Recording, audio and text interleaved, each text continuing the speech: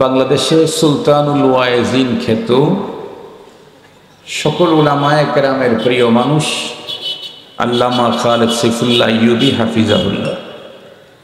যেহেতু আকাশে মেঘ, যে কোনো মুহূর্তে বৃষ্টি হওয়ার সম্ভাবনাটা আছে, এ কারণে হাবিবুল্লাহ ভাই আমাকে বলেছিলেন যে আমি 40 মিনিট বয়ান করব আর আপনি 50 মিনিট। আমি বলছি যে আমি তো রংপুর, লালমনিরহাট এমন কোনো মহল্লা নাই যে মহল্লায় আমি ওয়াজ করি নাই।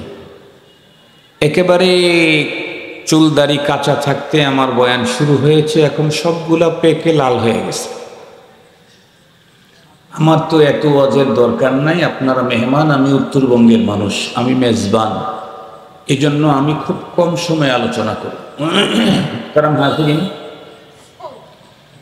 যাতে ওনারা আসা মাত্রই আমি ছেড়ে দিতে পারি, এ কারণে কোরআনে হাকিমের একখানা আয়াতে কারিমা তেলাওয়াত করেছি বরকতের জন্য, আর একখানা হাদিস পাঠ করেছি আলোচনার জন্য, যাতে ওনারা আসলে আমাকে আর 10 মিনিট সময় নিতে না হয়, 2 মিনিটের মধ্যে আমি আলোচনাটাকে কমপ্লিট করে উঠে যেতে পারি।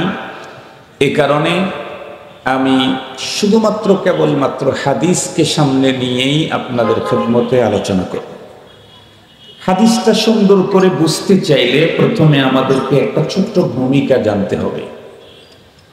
আমরা প্রত্যেকেই জানি এ পৃথিবীর যত মানুষ আছে, প্রতিটি মানুষের সিস্টেম হলো প্রায় একরকম। সেটা হলো মানুষ এক জায়গায় ইনকাম করে আর এক জায়গায় ভক্ষণ করে আরাম করে। ইনকামের জন্য মানুষ এক জায়গায়, আর এটাকে বসবাসের জন্য, আরাম আয়েশের জন্য আর এক জায়গা। এ কারণেই দেখবেন আমাদের বাংলাদেশে অনেক বিদেশি আছে, তারা নানা কাজে আমাদের দেশে কাজেরত আছে। অনেক বড় বড় ব্রিজ, কালভার্ট, বিদ্যুৎ উৎপাদন কেন্দ্র থেকে শুরু করে অনেক বড় বড় জায়গাতে অনেক বিদেশি আছে। আবার আমাদের দেশের মানুষও পৃথিবীর প্রান্তে প্রান্তে বহু রাষ্ট্রে লক্ষ লক্ষ বাংলাদেশি আছে, লক্ষ লক্ষ। কোনো এক রাষ্ট্রেও 12 লাখ, 14 লাখ, 15 লাখ বাঙালি আছে, 20 লাখ বাঙালি আছে কোনো এক রাষ্ট্রেই। খুব ভালো করে বুঝবেন, মানুষ এক জায়গায় ইনকাম করে আর এক জায়গাতে ভোগ করে, এটা হলো সিস্টেম। মানুষ যেখানে ইনকাম করে সেখানে ভোগ করে না। আল্লাহ পাক রব্বুল আলামিন আমাদের প্রত্যেকের জন্য সিস্টেম দিয়েছেন। আল্লাহ পাকের রসুল বলেছেন, আদ-দুনিয়া মাজরাআতুল আখিরাহ। এই পৃথিবীতে রব আমাদেরকে পাঠিয়েছেন, এই দুনিয়া হলো ইনকামের জায়গা। আমাদের ভোগের জায়গা কোথায় বলেন তো দেখি? আখিরাত, জান্নাত। কোরআনে হাকিমে আল্লাহ পাক স্পষ্ট বলে দিয়েছেন, মা খালাকতুল জিন্না ওয়াল ইনসা ইল্লা লিয়াবুদুন। আমি জিন ইনসানকে একটা টার্গেট নিয়ে তৈরি করেছি, সেটি হলো তারা আমার গোলামি করবে, দাসত্ব করবে। তো আমরা এখানে মালিকের গোলামি করব, বিনিময়ে মালিক আমাদেরকে যা দিবেন এগুলি ভোগ করব কোথায়? পরপারে, জান্নাতে। যেহেতু মানুষ এক জায়গায় ইনকাম করে আর এক জায়গায় ভোগ করে, সঙ্গত কারণেই কোনো মানুষ ইনকামের জায়গাতে গিয়ে যদি ইনকাম না হয়, তাহলে সেখানেতে থাকতে চায় না।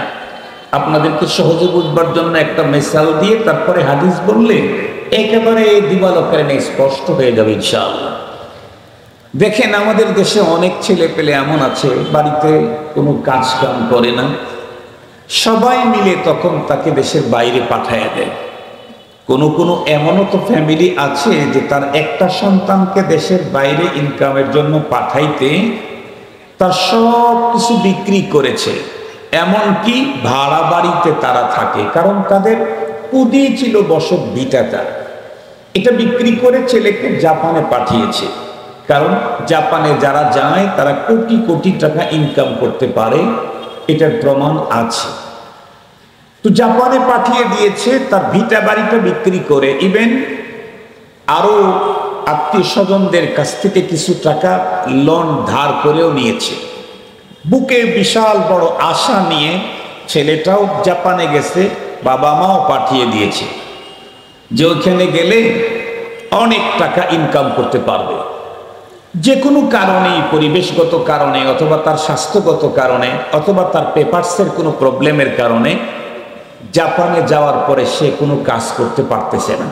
যে কোনো কারণেই হোক, সে কোনো কাজ করতে পারতেছে না। তার মানে প্রতিদিন সে যে টাকা ইনকাম করতেছে তার চাইতে বেশি তার খরপোশে ব্যয় হয়ে যাচ্ছে। এখন বলেন তো দেখি, এই লোকটা কি এখন আর জাপানে থাকতে চাবে? না। এ লোক বাসায় ফোন দিয়ে বলবে যে বাবা আমার কন্ডিশন তো এই, জাপানে তো এসেছিলাম মূলত ইনকাম করার জন্য, তো আমি যা ইনকাম করি এটা দিয়ে আমার নিজের খরপোশটাও হচ্ছে না, দিন দিন আমি ঋণ হয়ে যাচ্ছি। এখন কি বাবা মাও তাকে জাপানে রাখতে চাবে আর উনিও কি জাপানে থাকতে চাবেন? কখনোই না। কেন? উনি যতদিন বেশি জাপানে থাকবেন ততই ঋণের বোঝা বড় হতে থাকবে, লোনের ফিহরিস্ট লম্বা হতে থাকবে।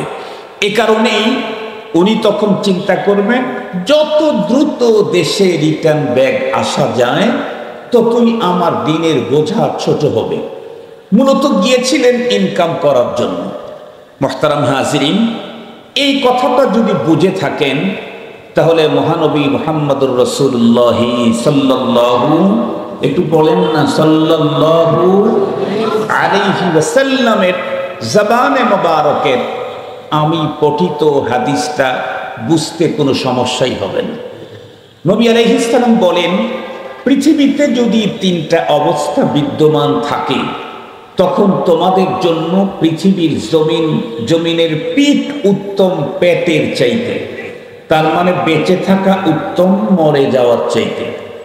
আর যদি পৃথিবীর অবস্থা ভিন্ন রকমের হয়, তিনটা অবস্থা যদি আসে, তাইলে তখন পৃথিবীর পেটই তোমাদের জন্য উত্তম পিঠের চাইতে, তার মানে পৃথিবীতে বেঁচে থাকার চাইতে মরে যাওয়াই উত্তম। কেন? খুব ভালো করে বুঝবেন। কারণ পৃথিবীর প্রতিটি মানুষকে আল্লাহ পাক এ দুনিয়াতে পাঠিয়েছেন একেবারে জীবনেও কোনোদিন ফিরে যেতে হবে না এমনটি কি না, বরং কোরআনে হাকিম আল্লাহ তাআলা বলেন, কুল্লু নাফসিন যায়িকাতুল মাউত, প্রতিটি প্রাণীকে মৃত্যুর স্বাদ গ্রহণ করতেই হবে, মৃত্যু হবেই হবে, তো মরে যাবে। আমরা কি মৃত্যু পর্যন্তই বিশ্বাস করি?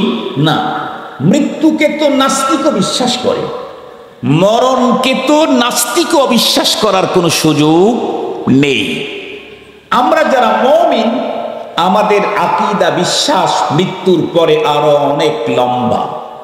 আপনাদের মনে পড়ে কি ছোটবেলায় মর্নিং মক্তবে ওই যে গ্রাম্য মুন্সি আমাদেরকে কয়েকটা কালিমা শিখিয়েছিল, আমানতু বিল্লাহি ওয়া মালাইকাতিহি ওয়া কুতুবিহি ওয়া রুসুলিহি ওয়াল ইয়াউমিল আখিরি ওয়াল কদরি খাইরিহি ওয়া শাররিহি মিনাল্লাহি তাআলা ওয়াল বা'থি বা'দাল মাউত। আমাদের আকীদা মৃত্যুর পরে আরো অনেক লম্বা। কেমন? আল হাউদু হক ওয়াল জান্নাতু হক ওয়ান নারু হক ওয়াস সিরাতু হক ওয়া রুয়াতুল্লাহি তাআলা হক। এই যেগুলি বললাম এগুলি আমাদের আকীদা বিশ্বাস। মৃত্যুর পরে আমাদের জান্নাত, জাহান্নাম, মিজান, পুলসেরাত, হাউজে কাউসার, আল্লাহ পাকের সাক্ষাৎ, এগুলি লম্বা এক ফেরেশত আছে, এটার প্রতি আমাদের ঈমান আছে। খুব ভালো করে কথাটা বুঝবেন। তো পরপারের জীবনে মূলত রব আমাদেরকে দুনিয়াতে পাঠিয়েছেন অল্প টাইম দিয়ে, অল্প সময়ের মধ্যে পরপারের জীবনের শান্তির সামানা তৈরি করে আসবে। এই জন্য আমরা পৃথিবীতে এসেছি। পরপারের চিরস্থায়ী জীবনের শান্তি, আরাম, আয়েশ, ভোগ বিলাসিতার সামানা পুঁজি দুনিয়ার থেকে করে নিয়ে পরপারে আসবা। এ কারণে আল্লাহ পাকের কোরআন আল্লাহ তাআলা বলেন, ইয়া আইয়ুহাল্লাযীনা আমানুত্তাকুল্লাহা হাক্কা তুকাতিহি ওয়া লা তামুতুন্না ইল্লা ওয়া আনতুম মুসলিমুন। একজন কবি চমৎকার বলেন, আয়া সাহিবাদ যামবি লা তাকনাতু ফাইন্নাল ইলাহা রাউফুন রাউফ ওয়া লা তারহালান্না বিলা উদ্দাতিন ফাইন্নাত তারিকা মাখরুফুন মাখরুফ। প্রথম শেরের তর্জমা করব না, পরবর্তীটার তর্জমা করব। কবি বলেন, খবরদার মৃত্যুর পথের যাত্রী তোমরা পুঁজিবিহীন কবরের পথে অগ্রসর হইও না, কারণ ওই পথ বড় ডিয়ারিং, বড় ভয়ঙ্কর।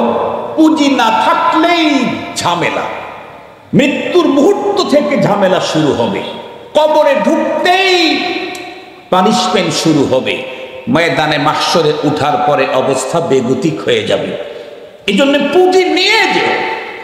তাহলে পৃথিবীর প্রতিটি মানুষকে আল্লাহ পৃথিবীতে পাঠিয়েছেন পরপারে পুঁজি করার জন্য। এটা হলো সব কথার মূল কথা।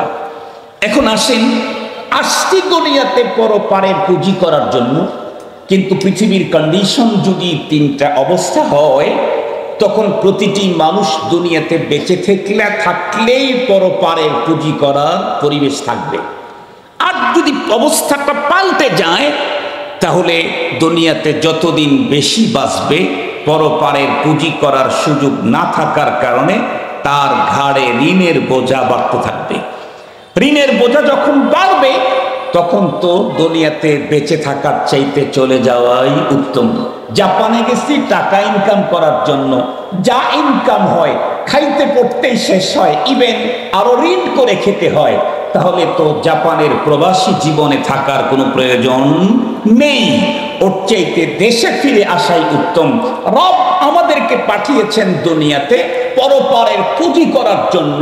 পৃথিবীর অবস্থা যদি কখনো এমনটি হয়েই যায় যে পৃথিবীতে বেঁচে থাকলেই তার ঋণ বাড়তেছে, গুনাহ বাড়তেছে, অপরাধ বাড়তেছে, কি বলে গুনাহ আর অপরাধে তার জীবনটা ভারী হয়ে যাচ্ছে, তাহলে সেই সময় তো পৃথিবীতে বেঁচে থাকার চাইতে মরাই উত্তম।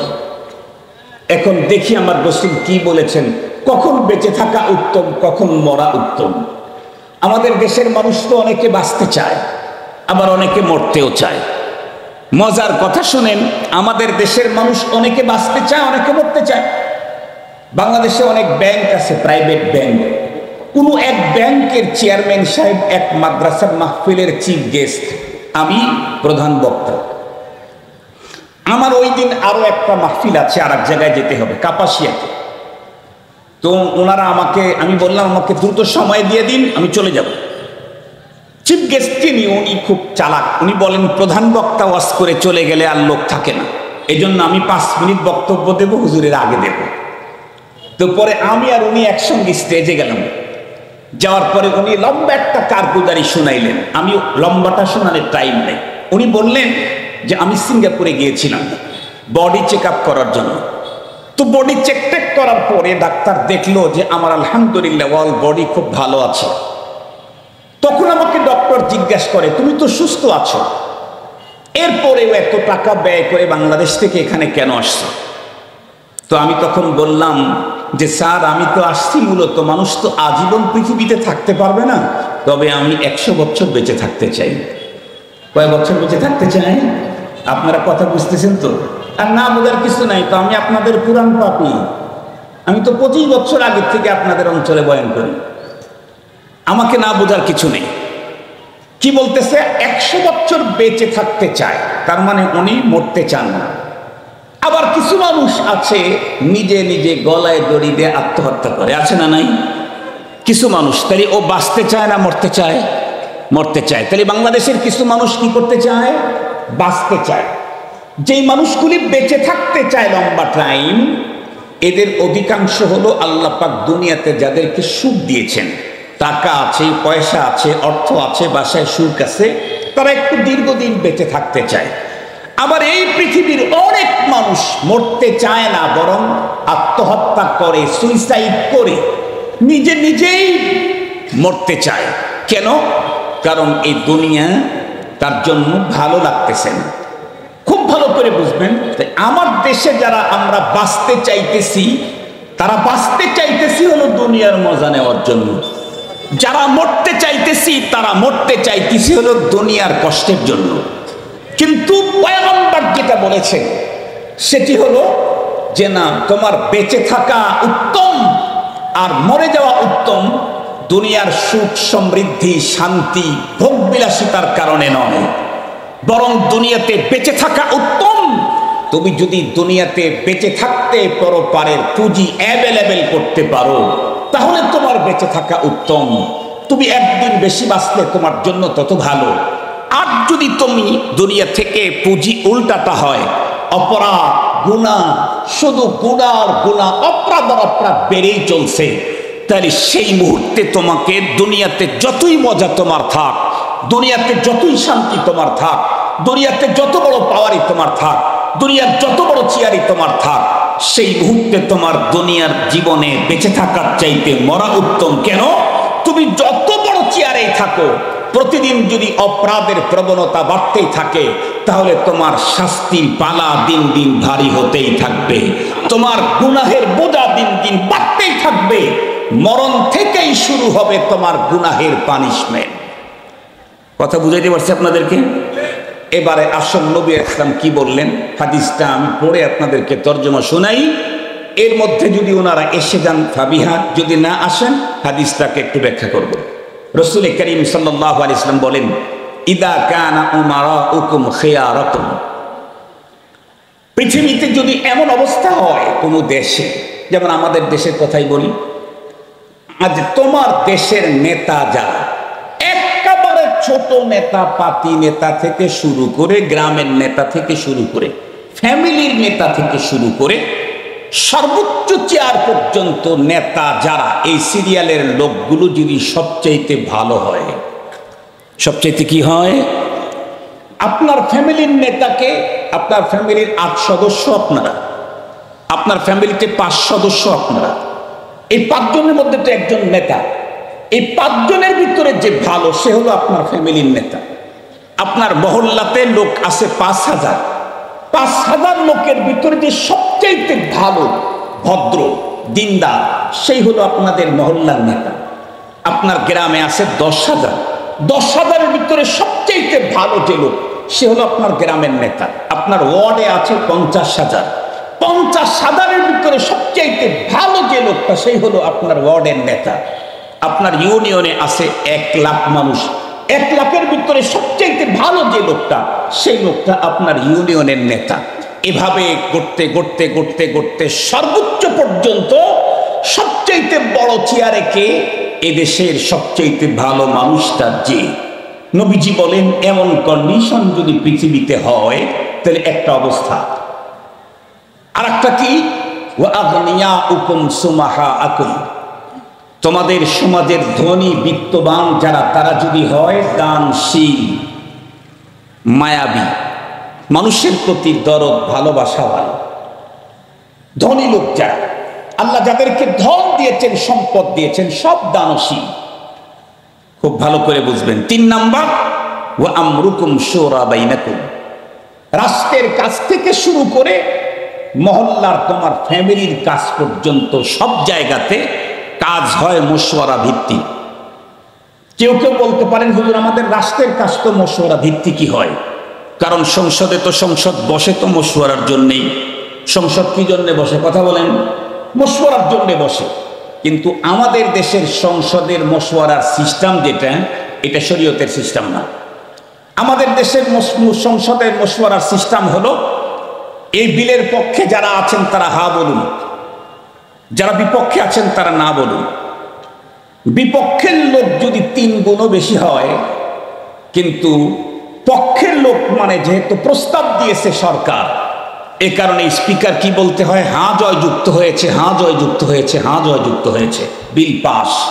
এটা ইসলামী শরীয়তে মশওয়ারার পদ্ধতি নয়। একেবারে আপনার ঘর থেকে শুরু করে সব জায়গাতে যদি মশওয়ারা ভিত্তিক কাজ চালু হয়, তাহলে তখন শান্তি কি পরিমাণে হবে আপনাদেরকে বোঝাবার জন্য একটা ছোট্ট মেসাল দিলে বুঝবেন। ধরে নেন আপনারা 3 সদস্যের ফ্যামিলি, আপনি, আপনার স্ত্রী, একটা সন্তান। অনেকে আছে না এখন? এক সন্তানওয়ালা দম্পতি এখন আছে না নাই? একটু আওয়াজ করেন। এক সন্তানওয়ালা দম্পতি এখন আছে, কারণ এখনকার স্লোগান উন্নত। আগের স্লোগান ছিল ছেলে হোক মেয়ে হোক 2টি সন্তানই যথেষ্ট, কিন্তু বর্তমান এখন স্লোগান হলো 2টি সন্তানের অধিক নয়, একটি হলে। আর একটু জোরেই বলেন। একটি হলে ভালো হয়। তো সবাই যেহেতু একটা চায়, এর জন্য রব্বুল আলামিন মাঝখানে কেটে দিয়ে দিচ্ছেন এখন একটা সুস্থ আর একটা প্রতিবন্ধী। প্রতিবন্ধীর সংখ্যা দিন দিন এখন বেড়ে যাচ্ছে, ওই সাবজেক্টে আমি যাব না। এখন মনে করেন আপনার 3 সদস্যর ফ্যামিলির কর্মক্ষম শুধু আপনার বাড়িতে যে আছে পুরুষ একটাই, আর একজন নারী আর একজন বাচ্চারা কাজ করে না। উনি খেটে খান, যা ইনকাম করেন তা দিয়ে 3 ওয়াক্ত খাবার হয় না, পোশাক তো হয়ই না, কোনো রকম করে চলে।